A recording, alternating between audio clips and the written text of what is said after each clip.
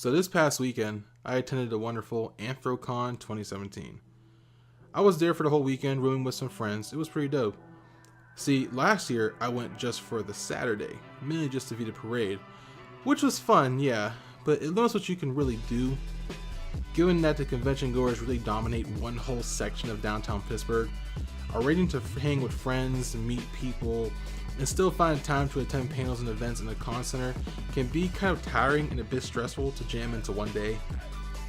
Even through all that, for this year, I still managed to meet and chat to suitors, friends, and artists I only knew behind a phone or PC screen for so long.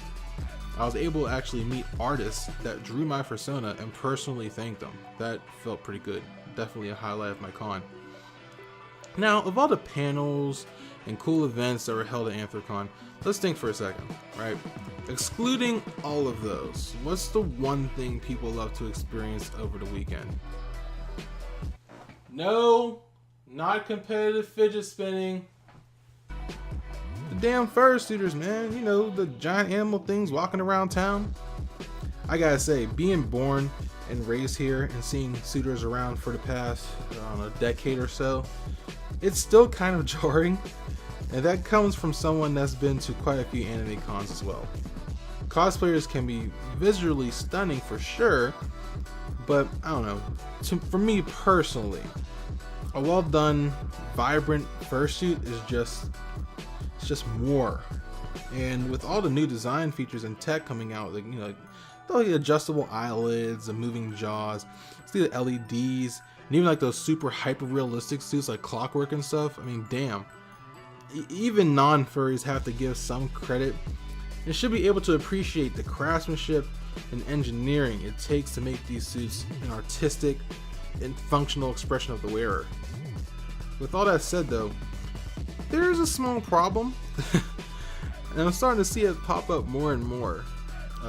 This idea, this mindset that in order to be a furry, you must own a fursuit. Since fucking when? Let's hold up. Okay, so let's back up for a second. So yeah, how I mentioned how cool and attention-grabbing fursuits are a second ago. Let's take that to social media. If you compare a pic of some random crumb snatcher in a Nomad Complex shirt, like me, versus say some random made-for-you suitor, of course the suitor will get more likes and shares, retweets, all that jazz, on average. I know there may be exceptions, but still. Fursuits are attention-grabbing, they're captivating, they're mesmerizing. With that in mind, you'll have fursuiters at the forefront of mainstream and social outlets, portraying what is considered furry, even though only 20% of the fandom owns a suit. Hashtag true facts.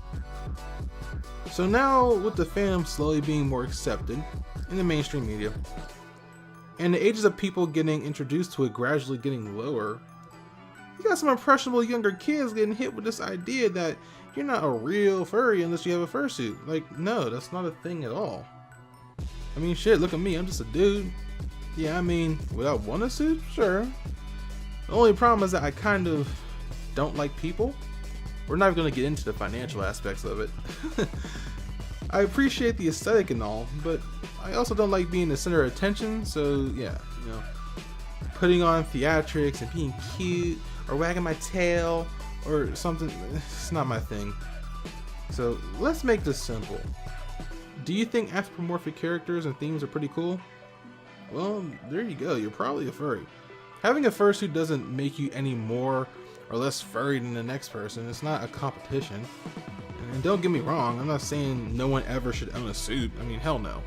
I mean, I'm a fan of cuddles and snugs too, don't get me wrong.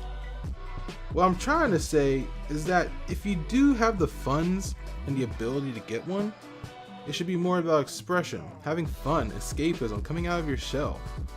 Not just to simply keep up with the Joneses, so to speak. Because I'll tell you what, man, popularity is a fickle mistress. And if your reasons to strive for it aren't genuine, it'll eventually bite you in the ass. And I can do a whole thing on poppy furs and that whole whatever, but we're gonna save that. We're gonna save that for a different video for a different time. So, yeah, at the end of the day, you do not need a fursuit to be furry. It is not a requirement by any means whatsoever. Let's get that notion out your head. And let's be clear, this is just my opinion. Feel free to disagree, just don't be an ass, and it's all good to me. Call me Cashmere. Thanks for watching.